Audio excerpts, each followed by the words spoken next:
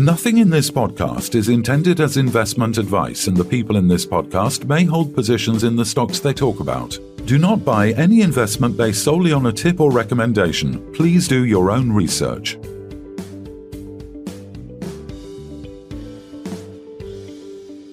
Hello and welcome to the Midweek Takeaway. Today we're joined by Oliver Friesen, CEO of Golden Metal Resources. Welcome back, Oliver. Hey, gents, how you doing? It's not very long ago we spoke, but it's good to catch up again after the Garfield news today.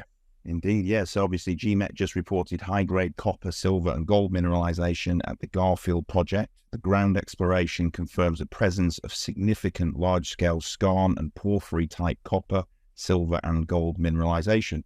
The mineralization extends over a broad area, suggesting Garfield's potential as a Tier 1 copper deposit. Laboratory assays of 32 rock samples show extensive high-grade copper, with several samples exceeding upper limits, necessitating further analysis. You expressed and emphasized the project's promise and plans to update the market on further developments. It sounds like good progress there, Oliver.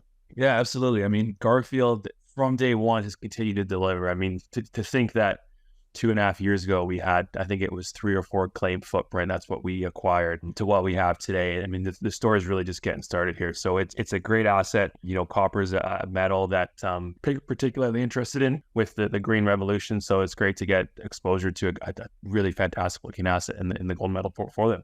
Great. So from the point of view of the copper itself, tell us a little bit about the results that came of. Yeah, so it's important to remember what we're looking for here. And we referenced there, and Phil, you mentioned it, it was the porphyry and skarn type mineralization, right? So this is, porphyry deposits are some of the most important sources of some of these metals in the world. Porphyry deposits are typically very large, high tonnage, I guess slightly lower grade compared to maybe a high-grade gold deposit or high-grade silver deposit, epithermal. So when we're looking at a porphyry and a skarn type system, there's a certain kind of threshold we're looking for. But the real thing that we're interested in is the scale or the size over which these rocks and these samples are covering. And we do highlight that in the RNS. We talk about the footprint now that we've covered with rock samples that exceed over 1% copper, which is a very, very attractive copper grade. So, and then just to see the gold and silver kickers. I mean, I've worked on a lot of porphyry deposits. I'm from Vancouver originally, and British Columbia is very much a porphyry province. So it's kind of where I, really kind of cut my teeth in the industry, was working on these type of systems. And to see, 2-3 gram per ton silver and, 0.2, 0.3 gram per ton gold was a great kicker. People got really excited about that as a kicker for these porphyry deposits. So to see, overlimit gold greater than 1 gram, and then silver up to, just make sure I get the number here, but 37.1 gram per ton silver. I mean, these well exceed kind of what are typical kickers. So we have the high grade copper, very large footprint, and then the gold and silver are just a nice sweetener as well. Yeah, I mean, if I'm right in the figures, we're talking about 0.5 kilometer by 1.5 kilometers, are we, in one of the situations? Yeah, that's just one of the zones as well. That's at the high grade zone. So we've established a very significant footprint there. And then when you kind of just step out a little bit and you look across the whole project, that footprint grows quite significantly. So, we have some subzones that look for fantastic, but just overall, the Garfield project is really shaping up to be a special one. Yeah, just explain the difference between porphyry copper and VMS type style coppers, for the audience, so they understand what it is we've got. Yeah, so porphyry deposits form by the sort of an intrusion or a big body of magma intruding into the subsurface. And as these big plumes come up, they release fluids off of them, and these fluids can kind of migrate up and form these deposits. VMS are formed in a much different environment. They're typically much lower grade. They actually form, funny enough, in the seafloor, at the seafloor spreading site. So they're forming at the bottom of the oceans right now. They're typically higher grade, but much lower tonnage. So, like I said, porphyry deposits are some of the most important globally. You look at, the Chile, Argentinas of the world. These are some very significant porphyry belts up through Canada, North America. There's a very significant porphyry belt that extends from sort of Arizona up into Nevada, obviously where we are, and then up to Idaho, British Columbia, and Yukon. So there's a very significant porphyry belt, and that's why the context of this is really important, because we're not looking for porphyry somewhere where they're not found. I mean, there's significant copper deposits in the Walker Lane mineral belt, and many of those are porphyries. So we're in the right neighborhood. We're seeing the footprint that we want to see. The grades are fantastic. So yeah, check so far. Yeah, and how important is it at this moment in time when, you know, you've got the likes of First Quantum in Panama, where I think Panama ordered them to close that mine, and I think that supplies something like 5% of all the world's copper. So just how important is it to shore up? Yeah, so I mean, just in terms of where copper's going, it's funny. I follow a lot of different kind of market commentaries and people who are very well known, and obviously we have, you know, the gold bulls, we have the lithium bulls, we have all the different bulls that, you know, really kind of latch on to different metals. I would say the one metal that's almost synonymous across the board is copper. Everyone can sort of admit here and knows the importance of copper as we electrify the world. So copper's always been one that, you know, lithium might get hot and then get cold, or, you know, all these other ones. And obviously tungsten's one we're really focused on, but copper is one that is just synonymous across the industry. So to have a fantastic copper opportunity, it is really exciting for us at Gold Metal. So porphyry systems tend to be lower grade than the VMS, but significantly more volume. So from the point of view of having a porphyry at more than 1% in certain parts, this is pretty epic, no? Because, I mean, you look at the grades in Chile or in South America, we're talking about 0.25, 0.3, 0.4 at best.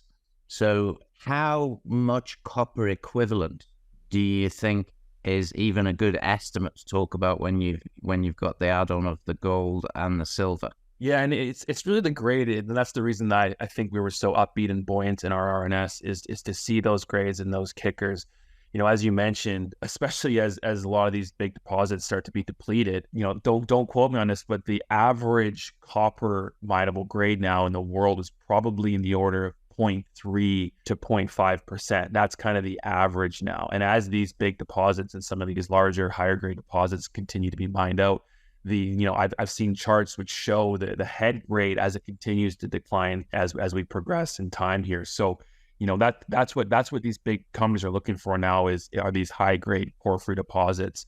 And obviously more work to be done here. But like I said, you know, to see over 1% consistently across that footprint. And then with the gold and silver, I mean, that's just fantastic. And then just to, you know, the point you mentioned there, Kev, about the copper equivalent, what I'll do is I'll probably hold off here. Obviously, we have quite a few samples in the lab here that are being run for overlimit, including a couple gold samples and then a handful of copper samples. So once we get those overlimit results, what we can do is we can actually publish in the follow-up RNS where we do that calculation just to show what a copper equivalent looks like. But you know, just for reference, 1 gram per ton. Actually, I won't comment yet. Let me get those results back. Let me get the overlimits. But obviously, plus 1 gram per ton, and then, you know, don't answer the question because I know it's market sensitive. But I mean, ultimately, with some gold and some silver added to that copper equivalent, you know, we could be talking about a 1% across the board porphyry style asset, which is like, yoo-hoo, this is like amazing scenario. So tell me how the American government are into this as opposed to the tungsten, as opposed to the lithium. Obviously, the gold is not a critical metal, but from the point of view of these things being critical metals, how does copper stack up in terms of the American thing? Yeah, so it depends on what department, which is funny enough. So obviously, the Department of Defense is very keyed in on tungsten for a lot of the reasons we've discussed on previous pods, which is why, you know, our Pilot Mountain asset is so exciting. But copper is one that's of particular interest, as you can imagine, to the Department of Energy. So the DOE, which has very, very deep pockets, actually recently, I think within the last 3 to 4 months, added copper to their critical minerals list. So I think that really just signals to the market here how important copper is and how important copper is being viewed now in the eyes of the U.S. government, particularly the Department of Energy, which is, as I mentioned, a very significant department within the U.S. So what this means now is that copper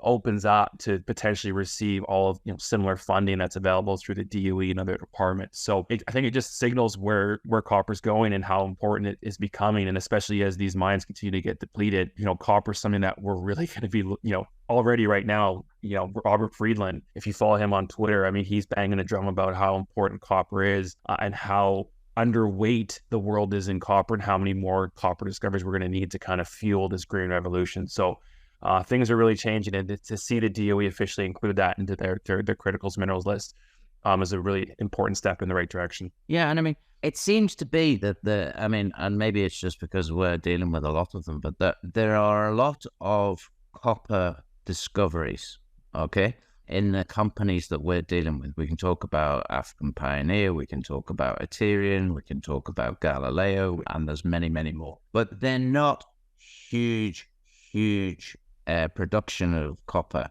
that the majors are really looking for, because a lot of those don't exist and take 10 to 15 years to come into production. So if you were sort of had a look forward, how long would this whole process take? I mean, on some of the big mines, the copper mines, you're talking 10 years to get it in production. What sort of timescales, if this all checks out, obviously, and it's a long way from that yet, but if it all checks out, what sort of timeframes are we talking about? Yeah, no, that's a good question, Kevin. I mean, what I would say is, first of all, I'll point to the fact that Garfield is located in Nevada. There's a reason that we've focused the whole portfolio in Nevada, because it's the top ranked mining jurisdiction in the entire world. So that means that when we make significant discoveries and when we continue to find things like we're finding at Garfield, it allows us to really push forward our agenda without, interference from the government. So Nevada, it's such a great place to work. I really can't emphasize that enough. So first of all, we are in Nevada. Important thing to consider here. The other really important thing, and I've mentioned this multiple times, but I don't think many people have sort of really clocked it. But as we continue to push these things forward, it's going to become more and more important, is the fact that every single one of our assets is located on what's called BLM ground, which is the Bureau of Land Management. The BLM ground in the US has by far the simplest and most efficient permitting possible.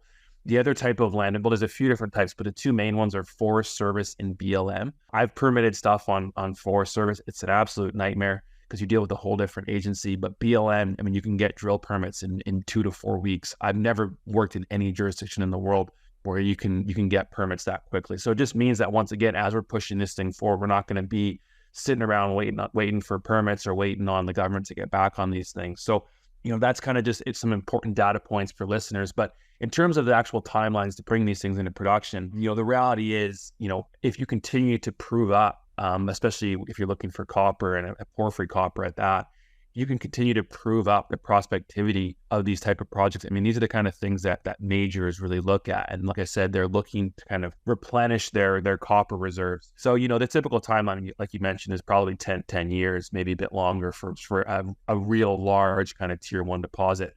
But oftentimes a major will come in earlier days, take it off your hands, and they can play that long game. Whereas the junior mining space isn't as good at waiting that kind of time scale. So all we can do is continue to push the narrative forward as quickly as we can. Obviously, there'll be some next steps here. We'll have some of the overlimit results coming out hopefully soon here, which should really hopefully show the scale here and more importantly, the grades that we're seeing.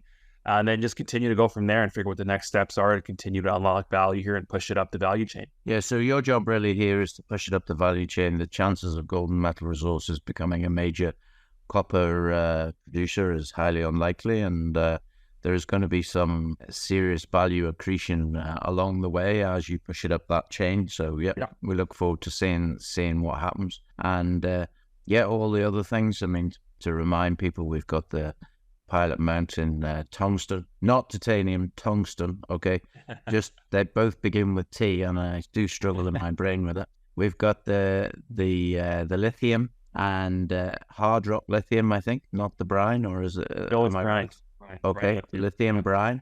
And we've also then got the Carroll type gold system there in Nevada as well. So, yeah, I mean, there are so many opportunities for you. And I think if you took just each one of them, they could represent a small cap company on AIM, and there's no doubt about that. So to look at you now as a 6.6 million or 6.7 million pound market cap, I think is a bit foolish, to be honest, in terms of the valuation with what's been added, since you came to market on my birthday. So yeah, very interesting, and we look forward to hearing more news from you. Yeah, sounds good, gents. Appreciate the time. Let's definitely catch up again soon. We'll continue to push across the portfolio. And like I said, move these things up the value curve. That's my job. So I'll continue to do that. Oliver Friesen, CEO of Golden Metal Resources. Thanks very much for your time. Thanks, gents. This podcast was brought to you by Roast PR Limited. If you would like to appear on a future episode of The Sunday Roast, please email admin@thesundayroast.net.